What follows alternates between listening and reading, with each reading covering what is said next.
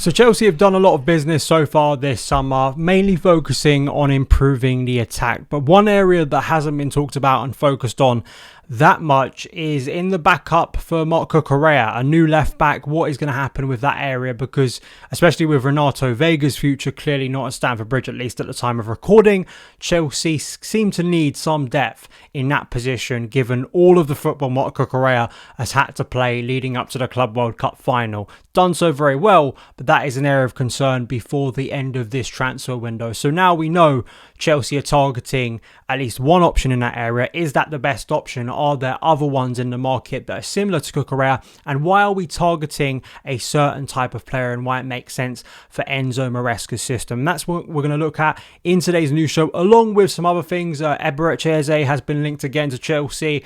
We're also going to talk about Nicolas Jackson and also the major financial advantages that Chelsea obviously have gained via the Club World Cup, but also recent other triumphs as well. So we're going to get into that and what it means for the club financially heading into the new season. Please like, subscribe, check out all of the content on the show already this week and around the Club World Cup. Check out my Substack, all that good stuff. I do just want to quickly say a massive shout out to Tom Coley, who works for Football London. He writes about Chelsea, but he's also got this brilliant Substack. View from the Bridge is kind of his regular newsletter.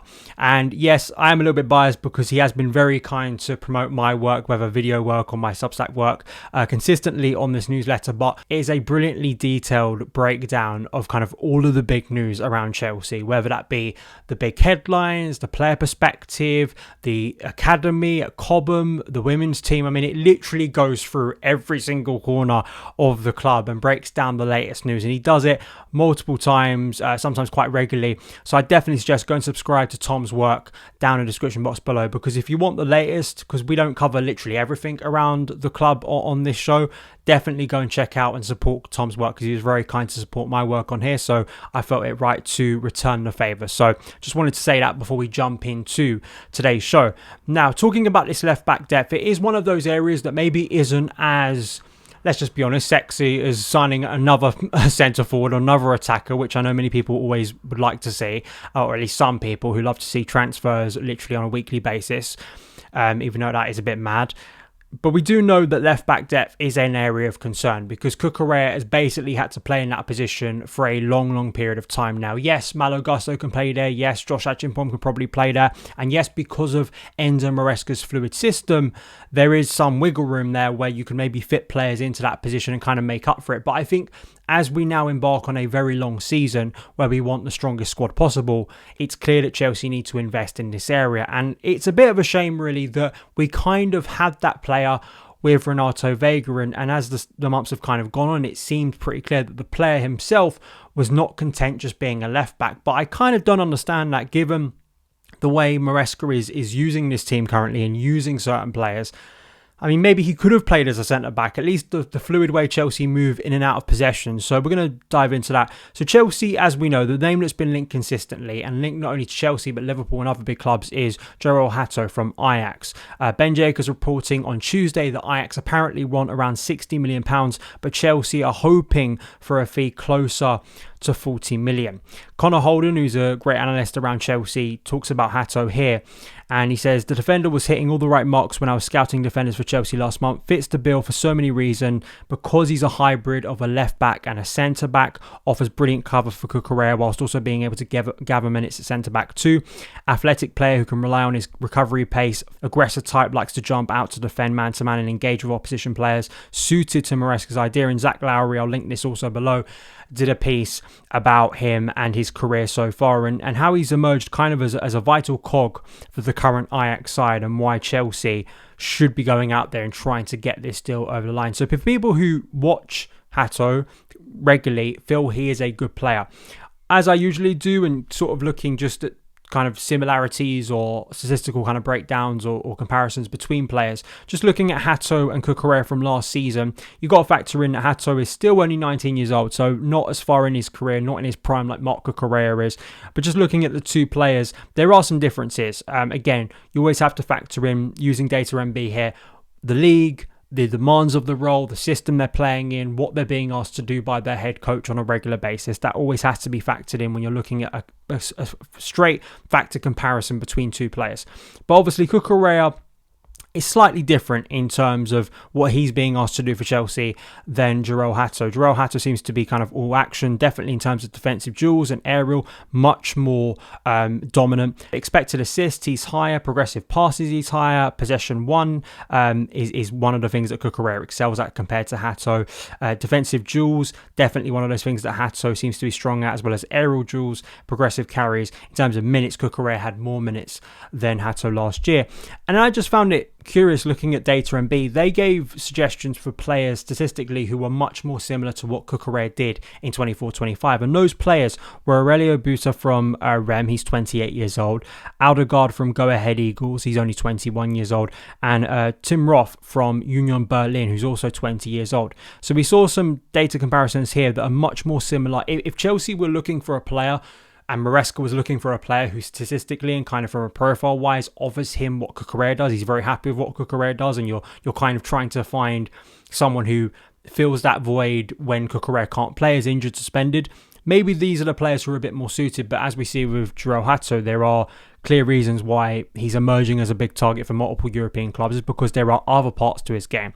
And it's that Swiss Army knife style of player that I think really is suited to what Maresca wants to do. I think if we've just looked at how we've operated in the Club World Cup and the way in which actually both sides of Chelsea's defence have evolved, Malo Gusto I don't think is suited to playing an inverted role, but I think it's credit to Maresca, credit to the players' own performances, and we saw this most obviously in the PSG game, that he can play that kind of overlapping role if the opportunity arises. I mean, if you watch Cucurella's performance and positioning against Benfica, very different. He was much more playing like a wing back rather than a left centre back. And at times we think about Cucurella in the system as being much more reserved, but we know from a goal scoring output point of view, he became huge for Chelsea in the second half of last season. I hope that isn't the case again, because it will mean that Chelsea's attack hasn't improved. But we obviously know that that's a big role for him. But you need someone who is comfortable being able to rotate and being able to operate in different positions, in possession, out of possession, playing as a left back, playing as a left wing back, playing in this free back system, sometimes having to operate, shift comfortably in and out of possession. And also physically, I think that's another point too. What Cucurella is brilliant at, especially against really dangerous wide players, is being aggressive, being touch tight, disrupting them. You need that kind of ability kind of in and out of possession and confrontational nature, and hopefully that's what Hato could bring if we were to go in for him. But I do think it is an area that isn't just about signing anyone. There's clearly a profile point of view that you need to be considering here. But I think based on what Hato's provided, based on what I've read about Hato, and I'm just conscious that I think it is an area that can kind of go under the radar but does need to be rectified, because if you're not promoting from the academy, if you're not committing to someone else kind of adapting their game to have to play there, which I'm not the biggest fan of, or trying to resolve the Renato Veiga situation, which still seems to be the case, is not going to happen, at least at the time of recording. That may, in a month's time, these words may seem silly. Veiga may have returned to Chelsea, he may have become the player, and we don't need to go out there and spend a big amount on someone else. But it seems like Hato is the name, and it seems like someone that Chelsea are going to chase. I mean, I know Liverpool were linked to him, but Liverpool have already signed Milos Kerkez. I think Chelsea would probably be in a good shot of signing that player, and if that's the player they should be targeting, I think it would be a smart move for their current squad, because Cucurella, I know he's been freakishly durable, as has Moises Caicedo. Those two players were freakishly durable throughout the course of last season, but you're going to need to rotate properly from Champions League to Premier League. It's going to be intense, so I think that makes a lot of sense. Please give me your opinions on Hato and maybe other names that you think would be a good deputy left back, or someone that could play that hybrid role that Maresca is maybe looking for. So some other names here. Simon Phillips reporting that Chelsea have held new talks with Eberechi Eze's agent. We know that Eze and Arsenal is kind of the big link at the moment. I am a huge fan of Eberechi Eze. That's kind of a bias just on a liking of a player. And I understand why some people are bringing up the thing, do we actually need, at the current moment, looking at the squad, do we actually need another forward? And I understand why.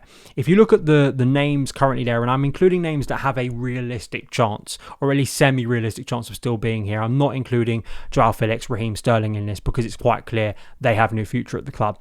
But currently, you've got Joao Pedro, Jamie Gittins, Tyreek George, Pedro Neto, Cole Palmer, Christopher Nkunku, Liam Delap, and of course Esteval, who's about to arrive really at Chelsea as a proper player. And you're kind of looking at that list currently, and you include Nicolas Jackson in there as well. I think Liam Delap and Nicolas Jackson are kind of more cemented as centre forwards. João Pedro has played as a centre forward so far in his Chelsea career, but we know he has an ability to move elsewhere potentially in the picture if required. Christopher Nkunku, I still think there's a higher percentage chance he's going to be moved on, but just to include him there, is that enough names? If you take Nkunku out of that, are you still comfortable with no new kind of attacking signings? And will we see an exchange of sorts between two players at Premier League clubs? And I'm not talking about Eze here. I'm talking about Morgan Rodgers and Nicolas Jackson. Matt Law was on the London is Blue pod. Definitely check out that podcast about the Club World Cup, about everything around Chelsea at the moment. And he said, I'm told by people on the outside that if Aston Villa do go for Nicolas Jackson, it will immediately trigger a bid for Morgan Rodgers from Chelsea. Morgan Rodgers and Chelsea have been linked for a substantial period of time now.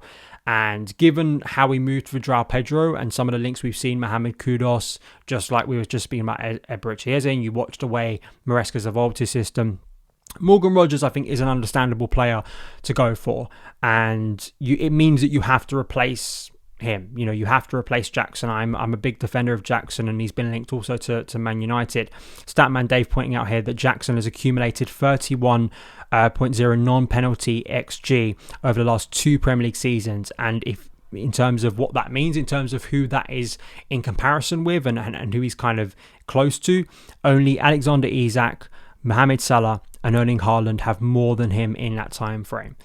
So it shows you that in terms of creating opportunities, good opportunities for himself within the Premier League, he is a pretty productive player in that sense. Of course, that doesn't factor in him taking those opportunities. That is a valid criticism of Nicolas Jackson. But I also do think, you look at Rodgers' output, 8 goals in the Premier League last season, 10 assists. Of course, he isn't the main centre forward for Aston Villa. That, of course, is Ollie Watkins. But again, I did a comparison here between Rodgers and Jackson, and I think it's fair, right? Because if you're going to let Jackson walk out the door, you're going to have to replace him with someone. And this is who it seems like most likely Chelsea will be targeting to replace him, at least in the squad.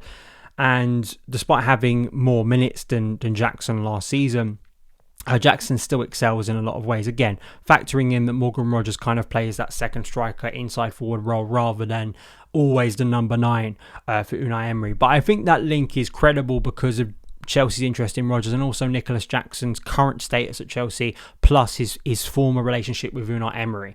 So it's one to watch. I still am not comfortable letting him go, Nicolas Jackson, but you have to replace him if you do. I think the likes of Nkunku and maybe some other names who don't seem to have much of a future at Chelsea, you can kind of understand them going and not having to replace them. I think with Jackson, you really do have to replace him. And that's a stance I still hold even after Sunday and even after the positivity and even after it feeling like Jackson is kind of out of the picture at the moment. That is still my point of view. What's yours? Please let me know in the comments below. Final thing is Matt Law wrote a big piece following, of course, the triumph in America, and it's about Chelsea are now eyeing an £100 million kit sponsor boost after Club World Cup glory. Decision to wait for a deal expected to pay dividends, but winning the Premier League is not in the club's expectation for next season. Just on the sponsorship, apparently well-placed industry sources have told The Telegraph that Chelsea were in talks with 2 companies last year over a front of shirt sponsor, but that the long-term deals on the table were worth about 40 million per year. Chelsea decided to hold off, and that figure is now rocketed to 60 million a year, with the club said to be in talks with 7 to 10 big global companies over a long-term front of shirt sponsor. It's still unclear whether we're going to get that front of shirt sponsor before the start of the season, but it's one of those things I think has always been quite puzzling that they haven't been able to sort out front of shirt sponsors. And I think from a commercial point of view, we've just won the Club World Cup. We've had a really positive end to the year. Surely something's got to give here, and there is going to be a front of shirt sponsor, because it just would be really ridiculous, literally 3 seasons in a row walking into the year with once again no front of shirt sponsor for Chelsea. And obviously the benefits, because you look at the way other clubs are able to get very lucrative sponsorship deals, and Chelsea are also now back in the Champions League. But I think that the overall gist of this piece talks about the investment and talks about the money that Chelsea have made. You look at the combination of the money they've made from the Club World Cup, which is always a big money spinner. I watched a video from YouTuber Bidad Ball. He's also on Twitter, and he gave a really extensive breakdown on in some ways, the impacts financially on this competition on the rest of football, if you're not involved in it, for some clubs, this money's transformative. And for Chelsea, obviously, it's huge, getting all the way to the final and winning the competition. And all the money they have made from the tournament is incredible, really, to think of. And the branding that comes with that and the potential sponsorship that comes with that. But then also you think of from a PSR point of view, you have people outside Chelsea who can't believe that Chelsea are able to keep on spending and get away with it. There's always, when it's Chelsea, when it's other clubs, when Liverpool are going out there and spending hundreds of millions on players, trying to do it multiple times in the same summer. It's fair. There's no eyebrows are raised. There's no questions, obviously. Like same with Man United, same with Arsenal. When Chelsea do it, there has to be something going on that's a little bit fishy, and we have to investigate the usual nonsense stuff. But a lot of the reasoning behind it is because Chelsea have sold pretty well. Just if you look at this summer so far, and this is not including what could still happen, obviously, the money that could be made from Christopher Nkunku, Joao Felix and others. Chelsea are set to cash about, get 50 million plus for Noni Madueke going to Arsenal. Georgia Petrovic has just gone to Bournemouth for 25 million. 14 million for Bashir Humphreys, who never really touched the first team after getting through the academy. 5 million for Kepa Arrizabalaga. And then again, plus what Chelsea have just made from the Club World Cup, and what they could still make from players. What I would hope is, from the financial point of view, it means that we don't have to sell players we don't, have to, and shouldn't be selling. And it means we're able to walk into the season with a squad that's competent, and we're able to make more competent football decisions. So that is the hope. The only other thing that Matt Law spoke about is kind of the expectation within the club. Talks of a dynasty and all of that, but apparently the expectation within the club for next season will start with finishing in the top four again and consolidating Champions League qualification while demonstrating progress. Maresca is not under immediate pressure to deliver the Premier League title. And I spoke about this yesterday. I've spoken about this extensively. I don't think that's unfair. I'm not expecting Enzo Maresca to win the Premier League title, and if we don't win the Premier League title, he has failed. It's not like last season when, for me, it really was a dividing line between you get Champions League football, it's a success. If you don't get it, it's a failure. I don't think we're there now. I think the expectation level should be higher in terms of trying to get closer to the eventual champions. I think it's a bit more nuanced, right? Because when you add into the mix Champions League football and what that could do positively, but also maybe take away from the squad in some ways, if we're getting deep in the Champions League and having to focus on multiple competitions at the same time, Chelsea do really well in the Champions League and go much further than anyone anticipate. But then Chelsea finish maybe fourth, but the points tally to the eventual champions is lower than it was this season. You have to factor that in. Same as it's third, right? And it's, maybe we weren't in the title race all the way, but again, the points tally is a lot more respectable. And then you can kind of think, well, next season we can go to the next level. I think that is the way I'm looking at it. You may feel like, yeah, we should be competing for the Premier League title, but that's just my... I'd like to think we're there, and I think there is a reason to be optimistic about that. But I on this sense, I don't disagree with that internal valuation, at least from this point. I think the only difference I would have is that Champions League qualification should not be the only thing that we're competing for next season, and that's kind of the be-all and end-all. That's just my personal view, at least if we're looking at how do we progress again from our current position. So that is it for today's show. I'm going to be doing a Q&A, so please do put down your questions in the comments below. Just tag Q at the start of the question so I can pick them out and add them to the Q&A that I'll record pretty soon. I'll probably ask for questions on Twitter, on Instagram, or TikTok, maybe some other places as well. But if you want to get your questions in about Chelsea, I'll take general football questions as well. Maybe some film and gaming questions as well. I don't really mind. Let's do a big Q&A, given we have a bit of time now until the start of the Premier League season. So those are my thoughts today. Please let me know yours as ever. Follow across the socials at SonOfChelsea, and I'll see you again very, very soon. All the best.